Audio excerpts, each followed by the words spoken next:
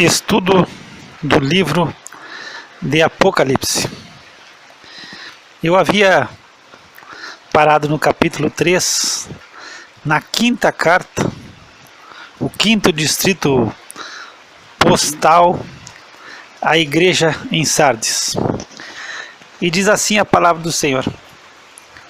Capítulo 3, versículo 1. E ao anjo da igreja que está em Sardes escreve: isso diz o que tem os 7 Espíritos de Deus e as 7 estrelas. Conheço as tuas obras, que tens nome de que vives e estás morto.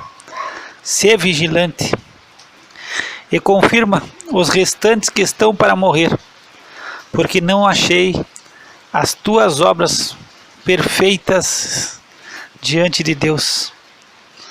Lembra-te, pois, do que tens recebido e ouvido, e guarda-o, e arrepende-te. E se não vigiares, virei sobre ti como um ladrão, e não saberás a que hora sobre ti virei. Mas também tem em Sardes algumas poucas pessoas que não contaminaram as suas vestes, e comigo andarão vestidas de branco, porquanto são dignas disso. O que vencer será vestido de vestes brancas, e de maneira nenhuma riscarei o seu nome do livro da vida. E confessarei o seu nome diante de meu Pai e diante dos seus anjos. Quem tem ouvidos, ouça o que o Espírito diz às igrejas. Sardes era a antiga capital do reino da Lídia e ficava no entroncamento de várias estradas romanas. Os cidadãos de Sardes, eles promoviam com grande zelo culto ao imperador e eram conhecidos por manter um estilo de vida luxuoso e voltado aos prazeres. Então esse era o contexto que se encontra a igreja em Sardes, uma igreja num local de idolatria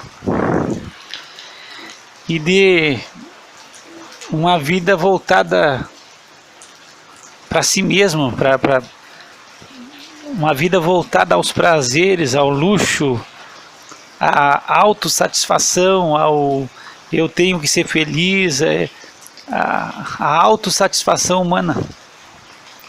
E aí o Senhor inicia aqui a carta ao anjo que está em Sardes, escreve. E eu fico pensando que o mensageiro da igreja, que se encontra nessa igreja pregando, que está trazendo a palavra e que vai trazer essa palavra à sua igreja, como que ele estaria se sentindo nesse momento? É uma coisa interessante da gente pensar, porque a mensagem da igreja de Sardes, como a igreja de Laodiceia, são mensagens de igrejas que não tem nada de positivo, praticamente não tem coisa boa dos seus feitos, das suas obras.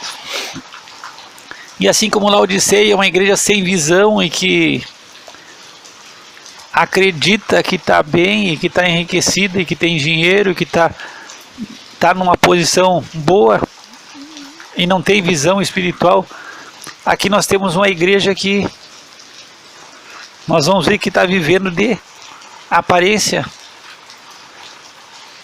É uma igreja só, para mim, eu vejo assim uma igreja que está vivendo de aparência, e é interessante que sempre nós devemos a nos colocar nessa posição e ver se nós não estamos vivendo dessa forma.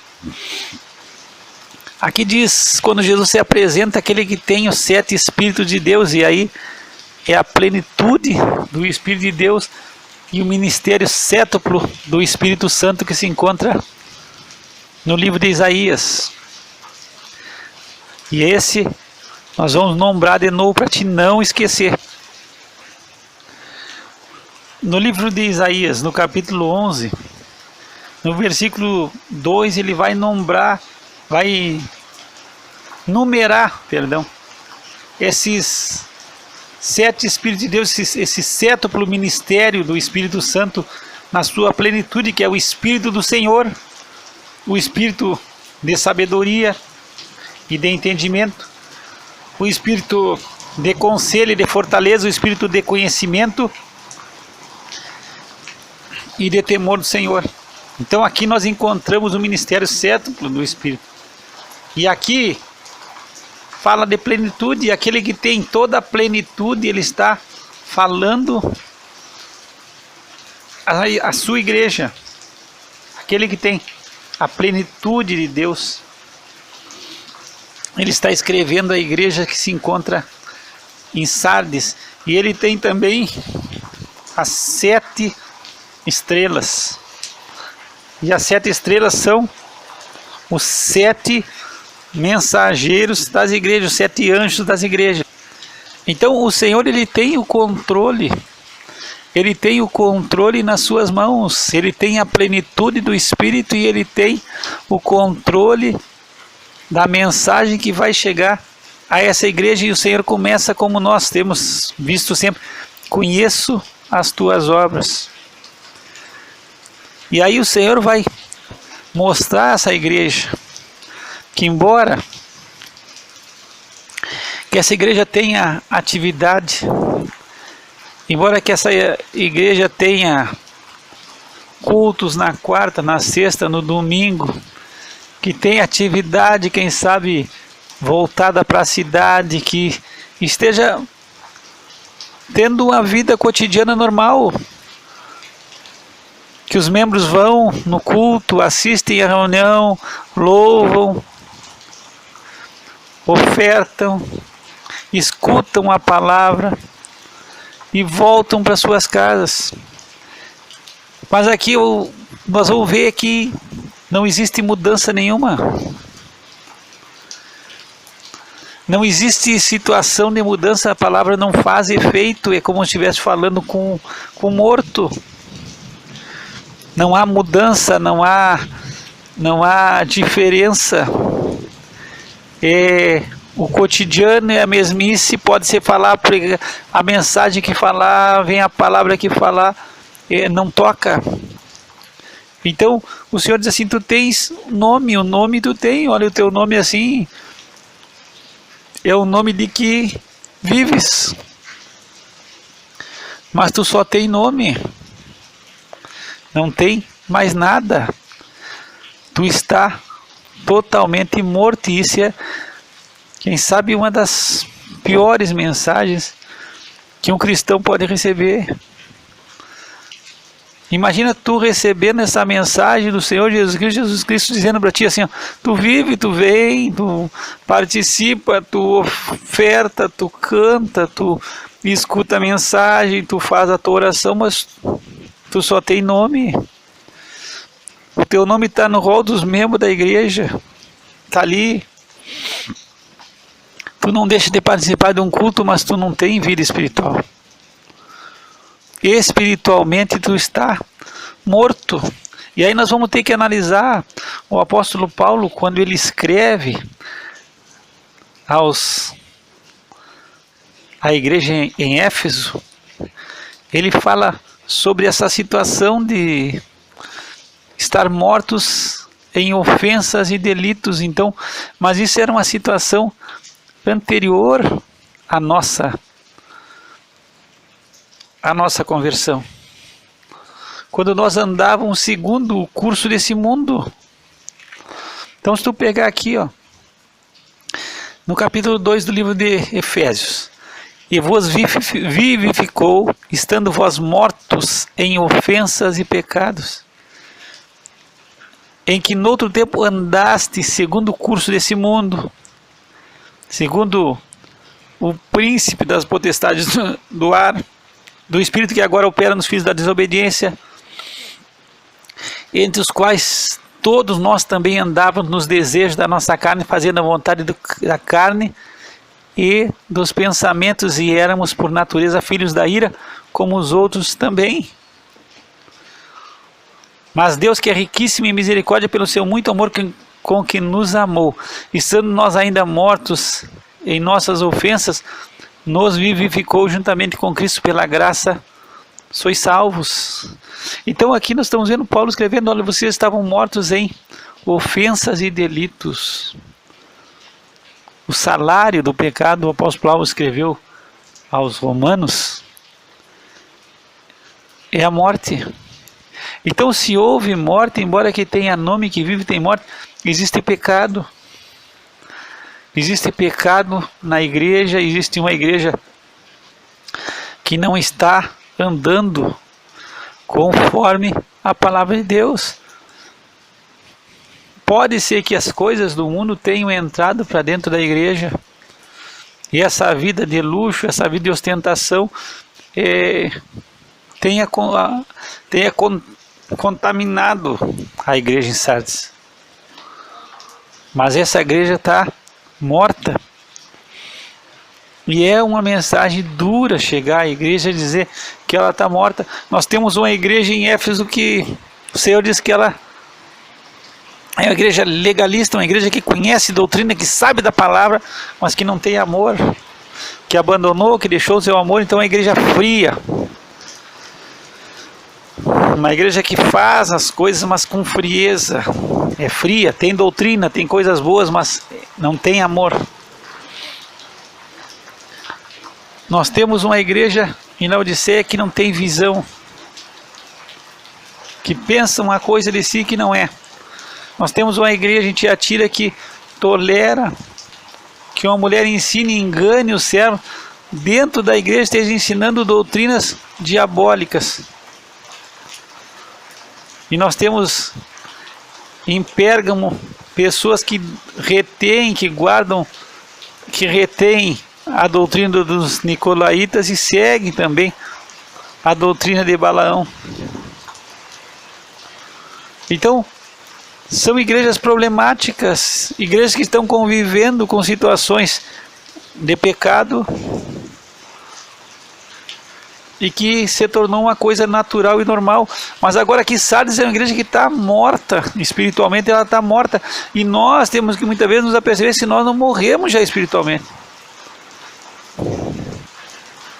E se o nosso barco não está indo simplesmente só indo pelo vento, nós estamos indo, mas não existe vida espiritual naquilo que nós estamos fazendo. Então é uma mensagem duríssima, essa mensagem para a igreja de Sardes é uma mensagem dura, é uma mensagem pesada, mas uma mensagem que a igreja necessita.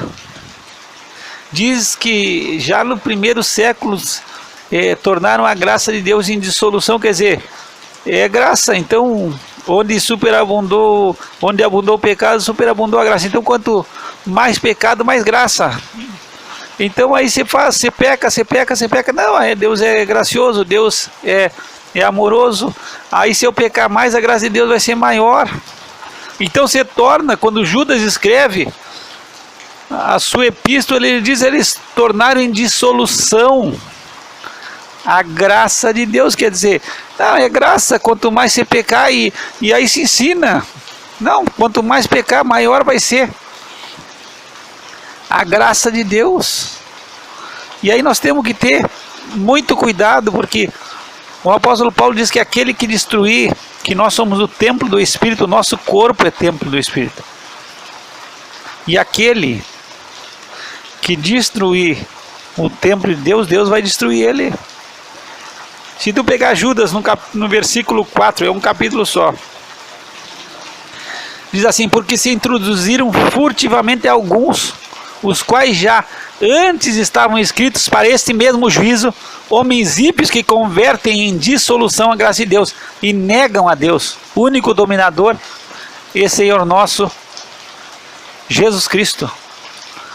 Então, é uma situação de pecado, e o pecado gera morte, e essa igreja está morta. Então, embora que ela pareça, como nós muitas vezes aparentamos para os outros espiritualmente, parecemos pessoas que somos espirituais, temos uma linguagem espiritual. Falamos a linguagem do reino, falamos da maneira correta, mas não temos vida com Deus, não existe vida com Deus em nós, não existe intimidade com Deus, a nossa vida não tem nada, a nossa vida é oca espiritualmente, nós não temos nada. E aí o Senhor no versículo 2, ser vigilante e confirma os restantes que estão para morrer, porque não achei as tuas obras perfeitas diante de Deus. Então, há que vigiar. O Senhor disse: vigiai e orai, para que não entreis em tentação. Então aqui nós temos uma igreja que o Senhor está exertando o quê? A vigilância, tem que vigiar, para que não venham os restantes e confirmar os restantes que estão para morrer. O apóstolo Paulo diz que se nós nos julgássemos a nós mesmos, nós não seríamos julgados pelo mundo, ele escreveu aos Coríntios. E porque nós não julgamos, porque nós não analisamos, porque nós não esquadrinhamos a nossa vida e vivemos de qualquer jeito, e Deus tem que gostar, e Deus tem que se agradar, e é do jeito nosso. O apóstolo Paulo diz: olha, porque vocês não se esquadrinham, porque vocês não se julgam. E é por isso que tem muitos que dormem e não poucos, muitos que estão doentes e não poucos os que dormem, quer dizer, muitos já morreram, já. Não são poucos os que dormem. Porque um dos nossos problemas é que nós somos a imagem e semelhança de Deus. Mas nós, homens, nós temos a tendência de fazer um Deus segundo a nossa imagem e a nossa semelhança. Quer dizer, eu vou formar o Deus que eu quero. Eu vou servir o Deus que eu quero, então eu vou juntar. E quando a gente fala muitas vezes em sincretismo religioso, é porque a gente mistura um pouco de tudo. O sincretismo é a gente pegar um pouco do que eu penso, um pouco de positivismo, um pouco de outras religiões, de tudo o que eu acho, e muito do que o homem pensa, e que Deus tem que aceitar. E aí nós fizemos um Deus, não, Deus é assim. E aí nós formamos um Deus segundo a nossa imagem, nossa semelhança, e Deus não é como nós queremos. Em Naum, se tu pegar o livro de Naum, ali no versículo, acho que versículo 2, em português não diz assim, mas em espanhol diz que o Senhor é o Senhor da ira. Nós temos um Deus que se ira todos os dias contra o ímpio e contra o pecado todos os dias. Então, existe uma situação de pessoas que vêm passar conversa fiada e dizem: não, fica tranquilo. Deus é amor, Deus aceita do jeito que tu quiser. Deus, ele sempre vai amar, é o paizinho que vai sempre passar a mão por cima, e as coisas não são desse jeito. Aí o Senhor diz assim: confirma os restantes, olha, salva pelo menos alguns que estão para morrer. Te desperta, acorda e vê, porque tem uns que estão para morrer. Agora tem que ser o quê? Vigilante. Essa igreja está na UTI. Como a nossa vida espiritual muitas vezes está na UTI, nós deixamos, não deixa para ver o que vai acontecer, não. Vigia, confirma, trabalha aqueles que estão para morrer, para quê? Para que não venham a se perder. E aí o Senhor diz: não achei as tuas obras perfeitas diante de mim. Então, a maneira como a igreja está trabalhando diante de Deus não era agradável, podia agradar o mundo, podia agradar a nós mesmos, nós estamos contentes, não é desse jeito que nós queremos a igreja. Nós queremos uma igreja que louve 50 minutos e que a mensagem seja de 2 minutos e que não tenha muita palavra de Deus e que se diga coisas boas. Nós queremos que o pastor fale coisas boas. Não, tem que falar coisas que nos eleve, que nos faça sair daqui melhor. Então a mensagem que nós queremos é uma mensagem de autoajuda, uma mensagem assim, palavras positivas, vai dar tudo certo. Mas como vai dar tudo certo se nós estamos vivendo tudo errado? Então são situações que nos levam a pensar. Então é uma mensagem que não vem lá do trono de Deus, vem do coração do homem. E a mensagem não é o que nós queremos, o que nós gostamos. Eu não gosto desse tipo de mensagem. Tem que ser uma mensagem que esteja baseada na palavra de Deus e que venha de Deus aos nossos corações. E muitas vezes não vai nos agradar, não vai ser o que nós queríamos ouvir. Mas é o que nós precisamos ouvir da parte de Deus. Então essas obras aqui da igreja não tão perfeitas, obras tão imperfeitas, obras tão mal feitas. E que sabe, nós estamos fazendo do nosso jeito, servindo a Deus como nós queremos. E aí o Senhor manda no versículo: lembra-te. Aí nós temos que se lembrar. Lembra do quê? Mas lembrar do quê? Do que tu tem recebido e ouvido. E guarda. Então o que tu tem recebido, o que tu tem ouvido, tu guarda e te arrepende. E se arrepender não é só sentir tristeza, arrependimento é mudança. É mudança de atitude, agir de outra forma, é procurar ser diferente e pedir com a ajuda de Deus ser diferente. Então é uma mensagem de arrependimento e Deus sempre vai nos chamar a nos arrependermos.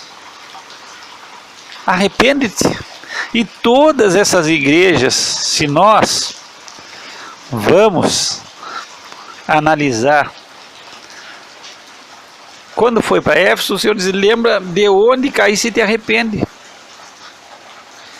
Quando o Senhor fala à igreja de Pérgamo, ele diz: ó, quando ele fala sobre as poucas pessoas que tem, as poucas coisas que tem, e os que seguem a doutrina de Balaão e os que retêm a doutrina dos Nicolaítas, ele diz: arrepende-te. Quando ele fala a Tiatira, ele diz: olha, eu dei tempo para ela se arrepender, mas não quis. E se aqueles que adulteraram com ela não se arrepender, eles vão passar por tribulação. E quando o Senhor fala à igreja em Laodiceia, o Senhor diz: eu repreendo e castigo a todos quantos amo, ser pois zeloso e arrepende-te. Um coração quebrantado e contrito o Senhor não despreza.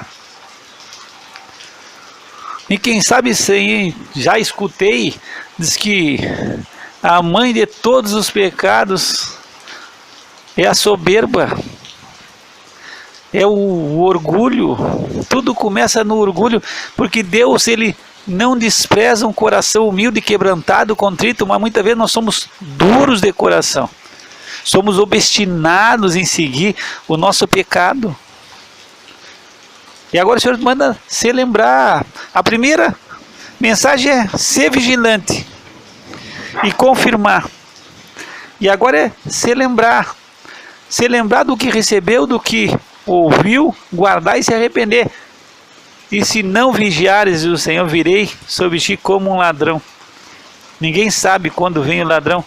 E o Senhor disse: não saberás a hora que sobre ti virei. E aqui é interessante, porque Sardes, Sardes, a cidade de Sardes foi construída numa elevação íngreme. E era praticamente impossível dessa cidade ser tomada. Não tinha, essa cidade era uma cidade impenetrável. E por 2 vezes a cidade foi tomada pelos seus inimigos, porque os soldados dormiram, porque a guarda dormiu. Então existia uma confiança tal que os guardas, em vez de ficarem vigiando, eles dormiram. E a cidade foi tomada de assalto por 2 vezes na história. E aqui o Senhor fazendo menção, e eles vão saber, ó, se não vigiares. Porque os soldados não vigiaram. E o preço da liberdade é a eterna vigilância. Eles não vigiaram, e o Senhor diz, e a cidade foi tomada, e o Senhor diz assim: se tu não vigiar, eu vou vir sobre ti como um ladrão. Tu não sabe que hora vai vir. Tu não sabe a que hora vai vir contigo. Mas o Senhor faz uma ressalva aqui, que tem em Sardes algumas poucas pessoas que as suas vestes não contaminaram. E vestes contaminadas são vestes com pecado, vestes manchadas com pecado, vestes que não estão lavadas pelo sangue do Cordeiro. E o Senhor diz que essas pessoas, poucas, são algumas poucas pessoas da igreja, vão andar com o Senhor vestidas de branco, porque elas são dignas disso. Então existem poucas pessoas, quem sabe uma minoria desprezada, marginalizada dentro da igreja, porque a igreja está vivendo de outra forma, com outros costumes, mas essas pessoas, elas não contaminaram suas vestes. E o Senhor diz que elas vão andar com Ele junto, porque são dignas disso. Agora tem recado para aquele que venceu. O que vencer vai ser vestido de vestes brancas. E de maneira nenhuma arriscarei o seu nome do livro da vida. Quer dizer, ele vai ter vida eterna para sempre. Ele vai viver com o Senhor para sempre. Embora que se encontre no meio que está vivendo, no meio de uma igreja morta, os que vencerem, o Senhor diz assim, tem promessa para aqueles que se manterem fiel, para aqueles que guardarem as suas vestes. E o Senhor diz assim, ainda vou confessar o seu nome diante de meu Pai e diante dos seus anjos. Então aqui é uma promessa do nosso Senhor Jesus Cristo para essa igreja de confissão, de que essas pessoas são dignas, de que embora estando num ambiente totalmente contrário, se mantiveram puras e não contaminaram as suas vestes. E aí no versículo 6 vem, quem tem ouvidos, ouça o que o Espírito diz às igrejas. Nós temos que ouvir. E nós temos que esquadrinhar a nossa vida. Talvez muito tempo dentro da igreja nos faz nos tornarmos duros, insensíveis, nos faz sermos indiferentes. E embora que estejamos ali presentes, o nosso coração não está mais no Senhor. E aí nós vamos ter que analisar a nossa vida se a palavra de Deus não toca mais o nosso coração, a mensagem não entra, a palavra não nos inspira, a oração não nos renova. Agora o Senhor disse, lembra-te do que tu recebeu. O que tu tem recebido de Deus? A vida que Deus tem te dado, a palavra que Deus tem falado ao teu coração, o que tu recebeu e o que Deus falou ao teu coração quando te chamou. E guarda firme. Uma coisa que eu analiso e fico pensando no apóstolo Paulo, quando ele disse assim, eu quero acabar bem a minha carreira, contanto que eu acabe com gozo a carreira. Não é como nós começamos que importa, é como nós terminamos. Talvez a gente começa com fogo, correndo, fazendo e acontecendo e termina com nada. E nós temos que orar ao Senhor para que o Senhor nos dê um bom final, que nós possamos terminar bem a nossa carreira que está sendo proposta diante de nós. O apóstolo Paulo, quando ele está no fim da sua vida, diz, acabei a carreira, guardei a fé. Já o Senhor me espera já com a coroa da vitória, que é Estéfanos. Estéfanos é a coroa da vitória daqueles que vencerem. O Senhor tem uma coroa porque eu terminei bem, eu venci. E aqui tem essa coroa, tem para vencedores que acabaram a carreira. A tua carreira não acabou ainda. Tu não pode parar. Tu não pode parar no meio do caminho. O Senhor é que vai dar um ponto final na nossa existência. E nós somos imortais até que o Senhor acabe conosco.